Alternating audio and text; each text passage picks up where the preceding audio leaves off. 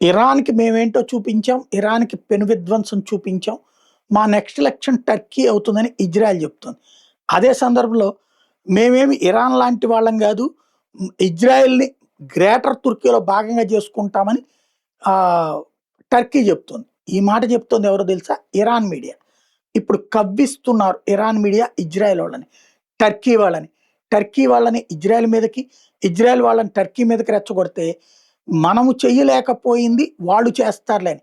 Iran Israel ఏమీ చేయలేకపోయింది. 4 రాళ్ళు ఎయగలిగింది. 100 రాళ్ళేస్తే 4 తగిలినాయి. దానికే గొప్పగా శభాష్ శభాష్ అని భుజం తట్టుకుంది. కానీ ఇజ్రాయెల్ జాతిని అంతం, ఇజ్రాయెల్ దేశాన్ని అంతం, చుట్టూ ఉన్న 4 దేశాలతో ఉగ్రవాద సంస్థల్ని 40 ఏళ్ల నుంచి నడిపినా వల్ల కాకపోగా, తాను కన్నెర్ర చేస్తే ఏం చేయగలనో ఇజ్రాయెల్ నిరూపించింది. ఏకంగా ఇరాన్‌ని నడిపించే భవిష్యత్ తరాలను కూడా నడిపించడానికి ప్రిపేర్ అయ్యి 40 ఏళ్ల నుంచి కథ నడుపుతున్నటువంటి ఖొమైనీనే లేపి పడేసింది. ఆయన కొడుకు బతకలేని పరిస్థితిని సృష్టించింది.